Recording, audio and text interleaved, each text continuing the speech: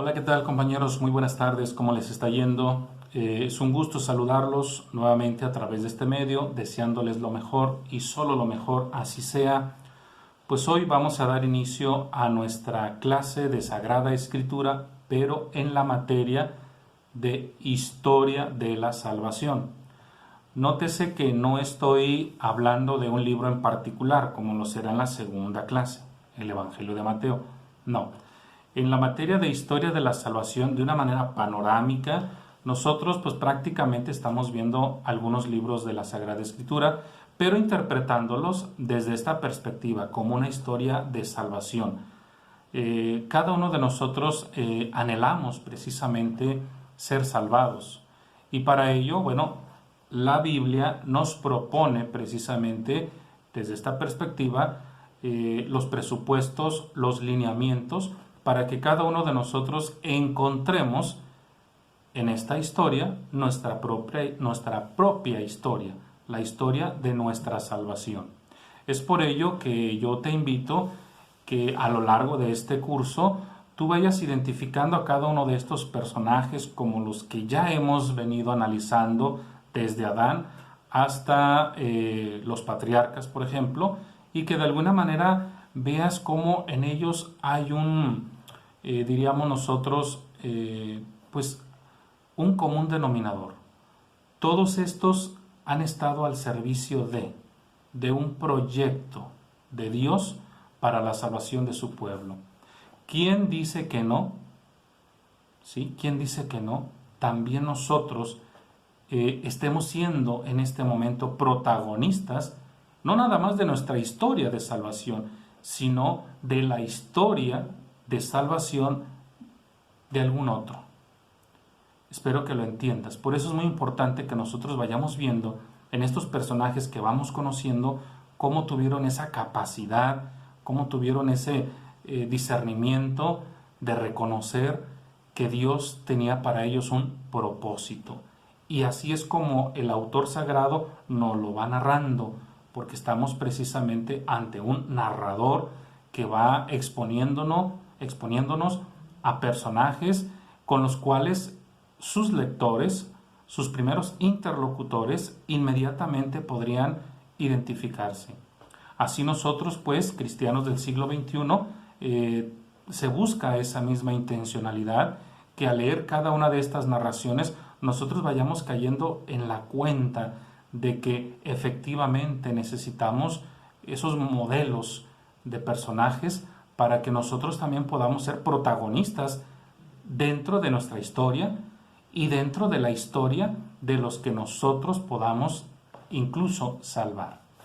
Bien, pues vamos a comenzar. Nuestra clase del día de hoy estará tomada y basada en la página número 22 de nuestro manual, página 22 del Manual de Historia de la Salvación.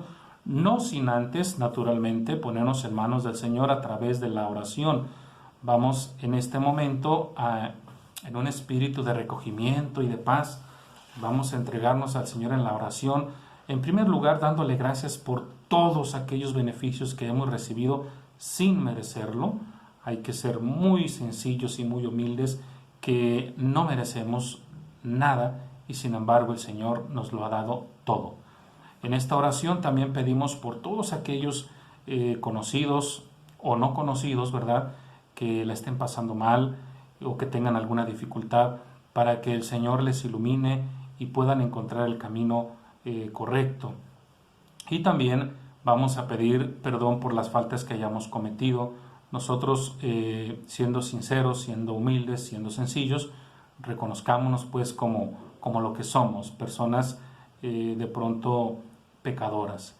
Así pues vamos a pedirle al Señor en esta oración también que nos ilumine, que nos abra nuestro entendimiento y que dejemos de cuestionar, a Dios y ponernos más bien en manos de su voluntad, de lo que el Señor quiera hacer de nosotros. A fin de cuentas, Él es un Padre amoroso, Él es un Padre misericordioso, y estoy casi seguro que lo que quiere es lo mejor para cada uno de nosotros. Bien, decimos pues en el nombre del Padre, del Hijo y del Espíritu Santo.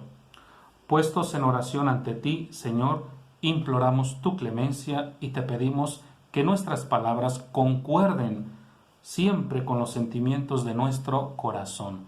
Por nuestro Señor Jesucristo, tu Hijo, que vive y reina contigo en la unidad del Espíritu Santo y es Dios por los siglos de los siglos. Amén. El Señor nos bendiga, nos guarde todo mal y nos lleve a la vida eterna. Amén. Pues bien, vamos a comenzar nuestra clase, como lo decía yo, en la página 22 de nuestro manual de Historia de la Salvación. Advierto lo que les he venido diciendo en esta materia. De manera panorámica estamos echándole un vistazo a la Sagrada Escritura, a la Biblia, nada más que desde esta perspectiva, como una historia de salvación. No es el momento para detenernos en cada uno de los libros y explicarlos de pi a pa, no. Esto es más bien en la segunda clase, en la que nosotros estamos escudriñando, estamos analizando el Evangelio particular de Mateo. En esta materia no, aquí de manera así muy ligera, nosotros estamos viendo los libros. Ya terminamos el libro del Génesis, hoy estamos en el libro del Éxodo. Y bueno, como un presupuesto rápido, yo les decía que este libro está dividido en 4 bloques. El primero, naturalmente, es el periodo de la esclavitud, cuando el pueblo prácticamente fue sometido por los faraones. La segunda parte del libro del Éxodo es precisamente cuando este pueblo se rebela y a través de un Salvador, que en este caso es Moisés, a quien vamos a conocer el día de hoy, el pueblo prácticamente es liberado. En un tercer momento, la intención precisamente de sacar a este pueblo, teológicamente hablando, es que Dios quiere llevarlo a un lugar de encuentro. Este será en el llamado Monte Sinaí, o el llamado monte Horeb. Sinaí y Horeb, estamos hablando del mismo lugar, un lugar que se encuentra prácticamente en la Transjordania, que incluso es lugar de peregrinaciones, teniendo como escenario de frente lo que es el Mar Muerto. Y es ahí donde precisamente Dios va a pactar, que será el tercer momento del libro del Éxodo, la alianza, donde este Dios y este pueblo pactan precisamente. Y en un cuarto momento del libro del Éxodo nos encontramos con las instituciones cultuales, es decir, este Dios que se revela, este Dios que pacta, es un Dios que quiere que se le rinda un culto. Y a partir del capítulo 25 en delante nosotros nos encontramos en el momento justo en que Dios le advierte a Moisés que tiene que fabricar un lugar específico donde esta divinidad pueda bajar y pueda interactuar con su pueblo. Será entonces el momento del tabernáculo o la tienda del encuentro del Señor. Así, a grandes rasgos, ese es el contenido del libro del Éxodo, desde un punto de vista teológico, por supuesto. Ya en su momento estudiaremos el contexto literario del mismo, pero no es el momento. Ahora, ¿qué vamos a ver en esta clase? Bueno, en el capítulo 2.3 prácticamente se nos habla del Éxodo. Entre paréntesis dice, duró 40 años a partir del 1250 aproximadamente. Pues aquí sale a relucir el número 40, lo cual nosotros como estudiantes de Biblia ya lo hemos dicho más de una vez, que los números en la Biblia juegan un papel sobre todo simbólico, ¿verdad? El número 40 gusta mucho por el autor sagrado, pero sobre todo tiene esa connotación de un cambio, de una modificación en el que precisamente estos 40 años que se supone que el pueblo anduvo peregrinando por el desierto, tienen una meta, tienen una finalidad, una renovación, para que se entienda. Por eso es muy importante pues que entendamos como estudiantes de Biblia lo que implican los números dentro de la Biblia. Ya en su momento daremos una clase particular sobre los números en la Biblia. Y bueno, vamos a leer como lo hemos venido haciendo pedagógicamente. Yo leo el primer párrafo, el segundo, y vamos explicando cada uno de ellos para que podamos irlo asimilando. El primer párrafo nos habla sobre Moisés. En el inciso A, naturalmente, se nos habla de su origen. Dice, la historia de este personaje es una de las más conocidas y dramáticas de la Biblia. nace cuando el faraón había decretado la muerte para todos los varones que nacieran. Su madre ingeniosamente lo esconde en una cesta y lo echa al río, buscando salvarlo de la muerte. Y providencialmente, porque Dios está en todo, es encontrado por la hija del faraón cuando ésta fue al río a bañarse. De hecho, el nombre de Moisés significa de las aguas lo he sacado. De esta forma milagrosa, Dios va preparando, a quien será el enviado para sacar al pueblo de Egipto. Después, defendiendo a un hebreo, mata a un egipcio y tiene que huir a Madián, donde se casa y se dedica al pastoreo. Para comentar este primer párrafo, me voy a apoyar en un documento conciliar que espero que ustedes ya lo tengan y si no lo adquieran, que se llama La Palabra del Señor. Exhortación apostólica post-sinodal Verbum Domini sobre la palabra de Dios en la vida y en la misión de la Iglesia, del Papa Benedicto XVI. Es un documento, yo creo, casi como de cajón. Si tienes tu Biblia, debes de tener este documento, porque precisamente aquí el Papa nos habla de las implicaciones que tiene la palabra de Dios en la vida de la Iglesia. Y nosotros somos la Iglesia. Y voy a leerles nada más un artículo, porque obviamente lo ideal es que lo leas todo, pero a mí me interesa mucho este artículo que está en la página número 65 y que tiene como subtítulo Sentido literal y sentido espiritual, naturalmente de la Biblia. Repito, sentido literal y sentido espiritual. ¿De qué? De la Biblia. Voy a explicarlo de una manera muy sencilla. Voy a leer el artículo, pero quiero explicárselo rápido. Cuando nosotros leemos la Biblia, tal como está en el texto, ese es el sentido literal. Pero nosotros lo hemos dicho una y otra vez, que no podemos quedarnos nada más con el sentido literal, sino que tenemos que buscar sobre todo el sentido espiritual. ¿Qué es lo que hay de trasfondo aquí? Quedarnos con el simple literalismo ha sido causa de divisiones, de confusiones, que de alguna manera pues han dejado en la Iglesia a lo largo de su historia un mal sabor de boca. Entonces voy a leer lo que nos propone aquí ese documento, repito, la palabra del Señor, en el artículo 37. Lo leo tal cual, dice: como se ha afirmado en la Asamblea Sinodal, una aportación significativa para la recuperación de una adecuada hermenéutica de la Escritura proviene también de una escucha renovada de los padres de la Iglesia y de su enfoque exegético.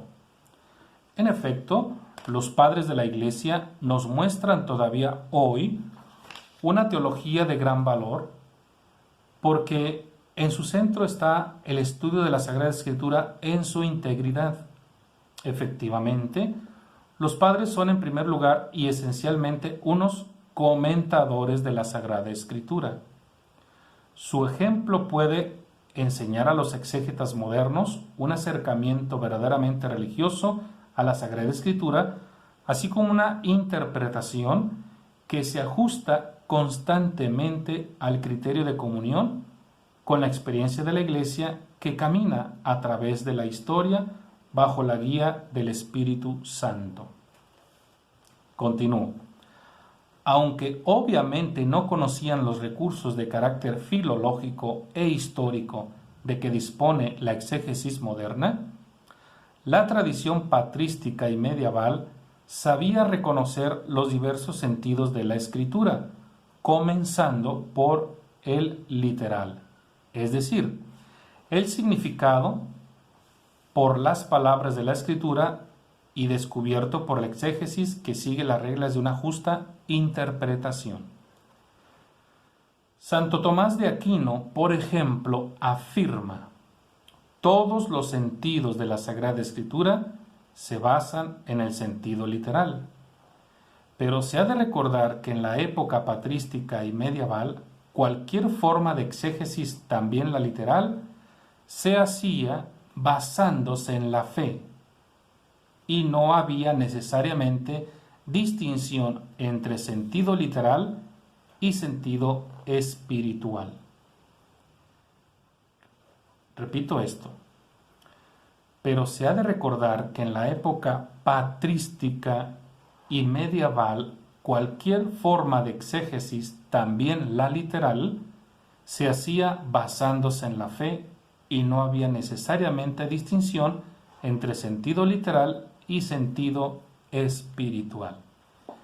¿Qué quiero decir con esto? Lo que yo acabo de leer aquí en la página número 22 de nuestro manual, aquí, en el inciso A, evidentemente es una leyenda, pero es una leyenda, una leyenda religiosa de un personaje cuyo autor sagrado identifica con el nombre de Moisés.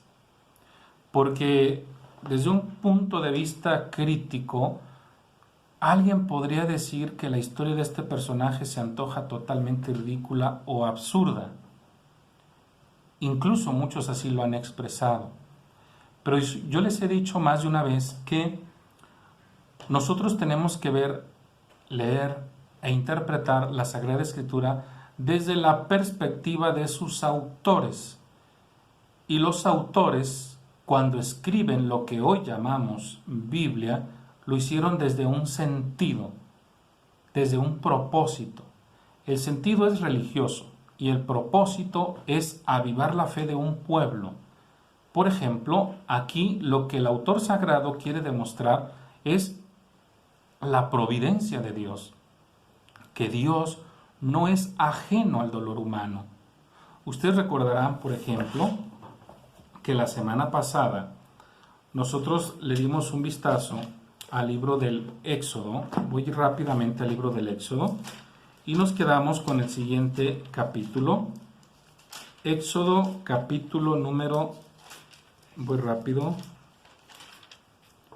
capítulo 2 del libro del Éxodo, versículo 23 y siguientes. Dice el texto: mucho tiempo después murió el rey de Egipto. Los israelitas, esclavizados como estaban, gemían y clamaban, y sus gritos de auxilio llegaron hasta Dios desde su esclavitud. Dios escuchó sus lamentos y recordó la promesa que había hecho a Abraham, a Isaac y Jacob. Dios se fijó en los israelitas y comprendió su situación. Entonces, este texto que acabo de leer, tomado como introducción al Éxodo, sirve pues para darnos cuenta de que Dios no es ajeno al dolor de su pueblo. Y por lo tanto, Dios va a preparar a un personaje que servirá de libertador, que en este caso estamos hablando de Moisés. Por lo tanto, la narración sobre el origen de Moisés sí de pronto se antoja un tanto fantasiosa.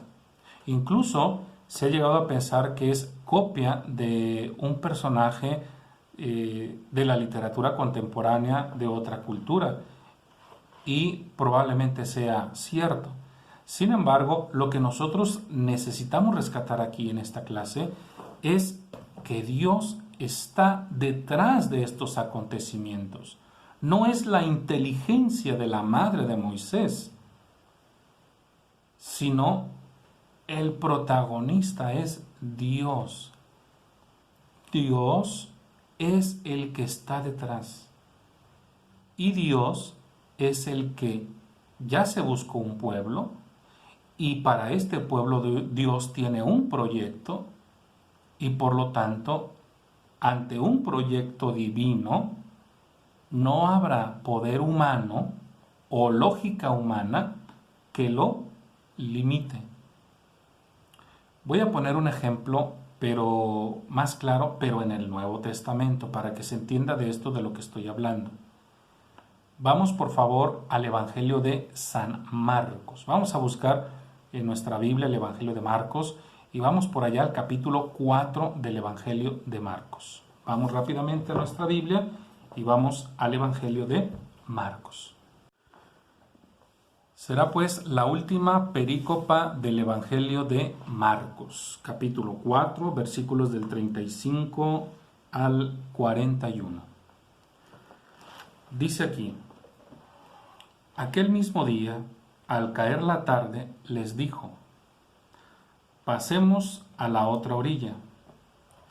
Ellos dejaron a la gente y lo llevaron en la barca tal como estaba. Otras barcas lo acompañaban. Se levantó entonces una fuerte tempestad y las olas entraban en la barca, de manera que la barca estaba ya hundiéndose. Jesús estaba en la popa, durmiendo sobre el cabezal, y lo despertaron diciéndole: Maestro, ¿no te importa que nos hundamos? Él se levantó, ordenó calmarse al viento y le dijo al lago: cállate, enmudece. El viento amainó y sobrevino una gran calma. Y a ellos les dijo: ¿por qué son tan cobardes? ¿Todavía no tienen fe? Ellos se llenaron de un gran temor y se decían unos a otros: ¿quién es este que hasta el viento y el lago lo obedecen? Palabra del Señor. Bien, estamos ante un escenario muy interesante, porque vemos a un Jesús que se dispone a ir a territorio pagano. Geográficamente hablando, vamos a decir que Jesús va de Cafarnaúm hacia lo que será la Decápolis. Y bueno, pues hay que atravesar el lago de Galilea. El lago de Galilea tiene las siguientes dimensiones. Tiene 12 kilómetros de ancho por 21 kilómetros de largo. Por lo tanto, y tiene una profundidad de 50 a 60 metros. Estamos hablando pues de algo grande, pues. Lo que se quiere recalcar en esta perícopa es la misión de Jesús. Jesús ha venido al mundo, como lo vemos en otro evangelio. Jesús ha venido al mundo para salvar.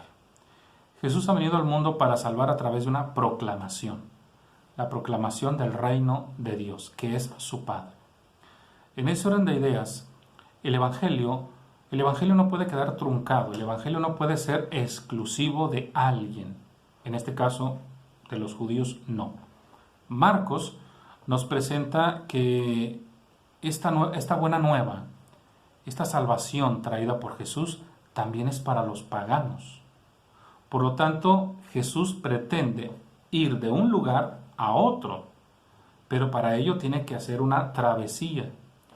Y en ese ínter parece ser que, vamos a ponerlo así, las fuerzas de la naturaleza se oponen a este proyecto de salvación, que es el mensaje de Jesús.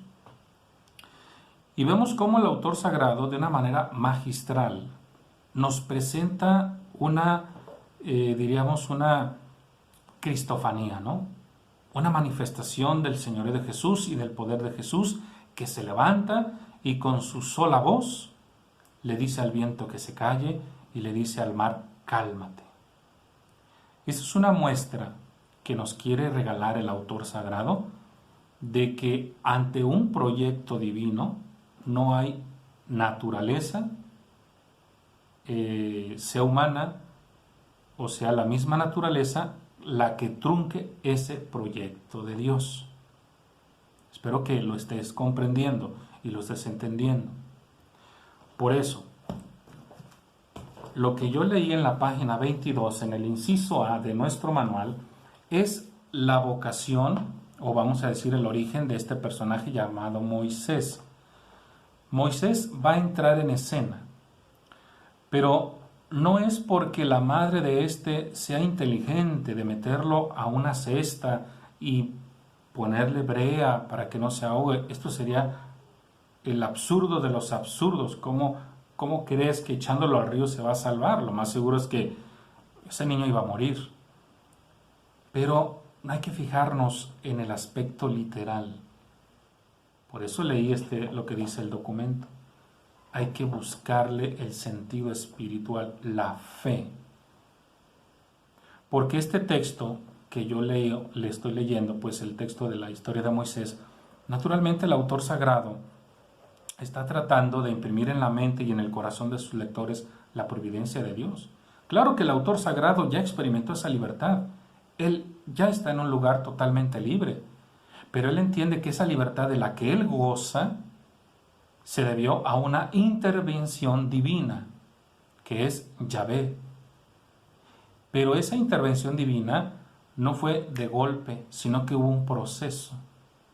Y en ese proceso Dios se buscó a los personajes ideales para que el autor sagrado ahora esté gozando de esa libertad. Nosotros, como cristianos creyentes, gozamos de una libertad sobre todo espiritual. Y esa libertad de la que se supone que debemos de estar gozando, Dios nos la otorgó, pero fue a través del esfuerzo y el sacrificio de una persona, y esa persona es Jesús.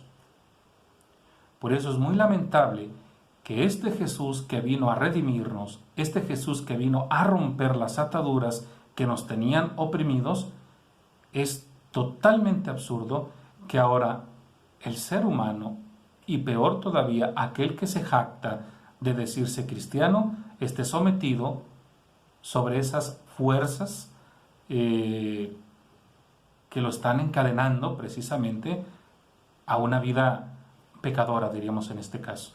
Es totalmente absurdo, porque se supone que ya fuimos liberados. ¿Cómo es posible que tú voluntariamente vuelvas a ponerte el yugo sobre tus espaldas? Eso es, hasta un punto de vista, es ridículo.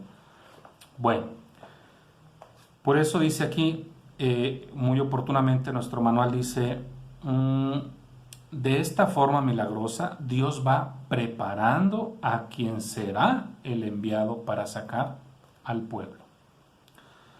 Voy al inciso B, la vocación, dice, habiendo llegado la situación del pueblo al límite de la desesperación, Dios interviene y manda un Salvador.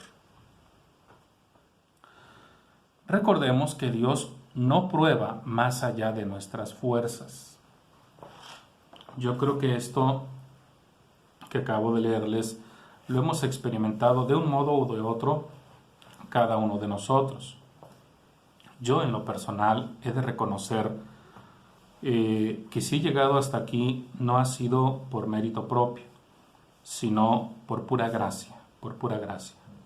Yo recuerdo en una de las tantas charlas que he tenido con sacerdotes, cuando festejábamos a un sacerdote que cumplía 50 años de vida religiosa, y él decía algo muy sencillo y muy humilde: si he llegado hasta aquí es por pura gracia. Y eso es muy cierto. ¿Por qué? Bueno, porque de alguna manera nosotros como seres humanos, limitados por supuesto, no haríamos mucho. Este sacerdote decía, si de mí fuera, tal vez el sacerdocio lo haya dejado hace 20 años. Sin embargo, por pura gracia, él dice, estoy cumpliendo 50 años y quiero cumplir otros 10 y otros 10, ¿no? Entonces, ¿a dónde quiero llegar con esto? Que evidentemente el autor sagrado, desde su propia experiencia, nos quiere transmitir que Dios no es un Dios injusto, que Dios no es un Dios totalmente contradictorio, que si Dios nos va a poner una prueba, porque no la va a poner, va a ser una prueba que esté al alcance de nuestras posibilidades. Te remito al Génesis capítulo 4, cuando Caín, por ejemplo, por su cabeza están pasando ideas malas, matar a su hermano, por ejemplo. Dios le da la oportunidad y le dice, mira, Caín, si tú hicieras las cosas bien, traerías la cabeza en alto. Pero le dice Dios a Caín, el pecado acecha a tu puerta, pero tú puedes dominarlo. Es decir, Caín estaba pasando por una prueba que él podía superar. Sin embargo, se dejó llevar por esa tentación y cayó. ¿Cuál fue esa? El fratricidio, matar a su propio hermano. Nosotros también hemos pasado por muchísimas pruebas y si las hemos superado es porque precisamente Dios no nos puso una prueba que no pudiéramos superar. Sí podemos. Voy a leerles el Génesis, el Éxodo, pero ahora voy al capítulo 3. Este texto a mí me impacta mucho, me llama mucho la atención, porque me encuentro definitivamente ante un teólogo, al que nosotros diríamos un teólogo israelita. Esto está en el capítulo 3 del Génesis, versículos del 7 y siguientes. Fíjate bien lo que dice aquí. El Señor siguió diciéndole a Moisés: he visto la opresión de mi pueblo en Egipto. He oído el clamor que le arrancan sus opresores y conozco sus angustias. Fíjate qué manera de conjugar estos tres verbos el autor sagrado. Dice que Dios, en este caso, dice, he visto la opresión. Es decir, que Dios ve, Dios observa cada uno de nuestros movimientos. Número 2, he oído el clamor. Es decir, Dios escucha. Tú eres el que crees que Él no escucha, pero Dios escucha. Dios escucha. 3, conozco sus angustias. Entonces, número 1, Dios ve. Número 2, Dios oye. Y número 3, Dios conoce. Dios conoce, Dios ve, Dios escucha y Dios conoce nuestra vida, nuestra realidad. Pero viene lo más interesante, porque Dios no simplemente es un espectador que ve, que escucha y que oye. No, dice el versículo 8, voy a bajar para librarlo del poder de los egipcios. ¿Qué va a hacer Dios? Va a bajar, es decir, Dios va a actuar para liberarlo del poder de los egipcios. En una metáfora diríamos, los egipcios, ¿qué son los egipcios? Bueno, los egipcios es todo aquello que nos está oprimiendo en este momento. El mismo sistema que estamos viviendo tal vez nos está oprimiendo. ¿Sí? Entonces Dios ya vio, Dios ya escuchó y Dios conoce la situación por la que estamos pasando. Y entonces Dios va a actuar. Voy a compartirles ahora de este mismo documento que ya les había recomendado, la palabra del Señor. Pero ahora en el artículo 23, para apoyar esto que estoy leyendo del libro del Éxodo en el capítulo 3. En el artículo 23, que está en la página 44 de este libro, el subtítulo dice, Dios escucha al hombre y responde a sus interrogantes. Lo cito. En este diálogo con Dios nos comprendemos a nosotros mismos y encontramos respuesta a las cuestiones más profundas que anidan en nuestro corazón. La palabra de Dios, en efecto, no se contrapone al hombre, ni acalla sus deseos auténticos, sino que más bien los ilumina, purificándolos y perfeccionándolos. Qué importante es descubrir en la actualidad que solo Dios responde a la sed que hay en el corazón de todo ser humano. En nuestra época se ha difundido lamentablemente, sobre todo en Occidente, la idea de que Dios es extraño a la vida y a los problemas del hombre. Y más aún, de que su presencia puede ser incluso una amenaza para su autonomía. En realidad, toda la economía de la salvación nos muestra que Dios habla e interviene en la historia en favor del hombre y de su salvación integral. Por tanto, es decisivo desde el punto de vista pastoral mostrar la capacidad que tiene la palabra de Dios para dialogar con los problemas que el hombre ha de afrontar en la vida cotidiana. Jesús se presenta precisamente como aquel que ha venido para que tengamos vida en abundancia, según Juan 10:10. Por eso, debemos hacer cualquier esfuerzo para mostrar la palabra de Dios como una apertura a los propios problemas, una respuesta a nuestros interrogantes, un ensanchamiento de los propios valores y a la vez como una satisfacción de las propias aspiraciones. La pastoral de la Iglesia debe saber mostrar que Dios escucha la necesidad del hombre y su clamor. Dice San Buenaventura: el fruto de la Sagrada Escritura no es uno cualquiera, sino la plenitud de la felicidad eterna. En efecto, la Sagrada Escritura es precisamente el libro en el que están escritas palabras de vida eterna para que no solo creamos, sino que poseamos también la vida eterna, en la que veremos, amaremos y serán colmados todos nuestros deseos.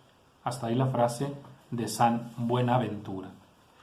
Bueno, pues ahí tenemos lo que nos dice este documento, la palabra del Señor, con relación a la intervención de Dios en la vida del hombre. No es para truncar la vida del hombre, no es para ello, sino para salvarlo, para indicar el camino correcto. En ese orden de ideas, pues, lo que nosotros estamos viendo, pues, aquí en nuestro manual. Voy a la página 22 nuevamente, pero al inciso B. Dice: su vocación, habiendo llegado a la situación del pueblo al límite de la desesperación, Dios interviene y manda a un Salvador. De ahí fue que partí con todo este desarrollo que les compartí del capítulo 3 del Éxodo. Recordemos que Dios no prueba más allá de nuestras fuerzas.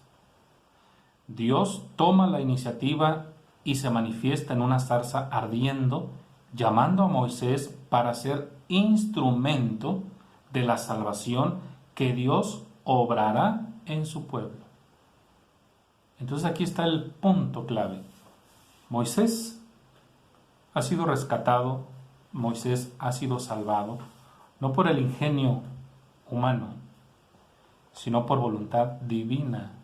Dios ama a su pueblo.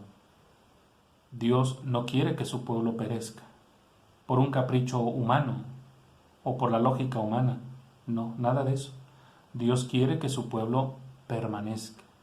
Y es por ello que Dios va a buscar por todos los medios posibles para que este pueblo siga adelante. Esa es la función de Moisés, ser instrumento de salvación. Esa es la función de cada uno de nosotros que nos jactamos como cristianos, ser instrumento de salvación para otros. Y por último dice: yo estaré contigo, le asegura Dios a Moisés. Es entonces cuando Dios le revela su nombre, que no significa otra cosa, sino que Él es el único Dios que existe. Por lo tanto, si la pregunta fuese, o que le hubiera hecho Moisés, oye, ¿cuál Dios me manda para que yo vaya con el pueblo de Israel o con el faraón? Obviamente Dios le va a responder, ¿cómo que cuál Dios te manda? No hay ninguno más, solo yo.